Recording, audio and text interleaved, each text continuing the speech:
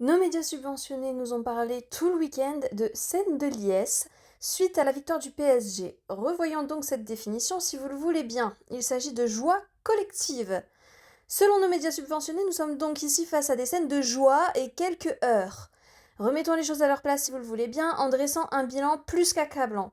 Ces scènes de liesse et quelques heurts ont tout de même eu pour conséquence 3 décès, 192 blessés, 559 interpellations, plus de 22 membres des forces de l'ordre blessés dont un policier dans le coma, 7 sapeurs-pompiers blessés et 692 incendies recensés. Mais notre très cher ministre de l'Intérieur, M. Retailleau, se défend et dit que le dispositif mis en place était pourtant, je cite, à la hauteur. Ah oui, vraiment? Dans quel autre pays voit-on ces scènes de guerre civile suite à un simple match de foot? Notre ministre de l'Intérieur ainsi que notre président devraient simplement démissionner étant donné leur flagrante incompétence. D'autant plus lorsque l'on se souvient avec quelle fermeté ils avaient, à contrario, traité nos agriculteurs qui manifestaient pacifiquement pour la dignité de leur travail. Donc, pour les délinquants, les casseurs et les agresseurs, on envoie quelques fumigènes, mais pour les travailleurs, ce sont les chars d'assaut, c'est ça le projet?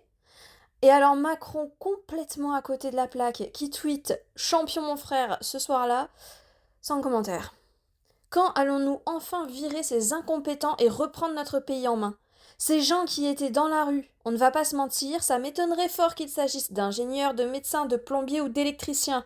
On le sait tous, mais très peu le disent. On va encore leur trouver des excuses pour ne pas les punir pour leurs actes, c'est ça? On va encore nous sortir que c'est encore la faute des flics parce qu'ils ont commencé en envoyant des fumigènes. Oui, oui, j'ai vu ce genre de tweet. Ou alors on va encore nous sortir qu'ils ont des difficultés d'intégration sociale. Mais on leur offre tout en France.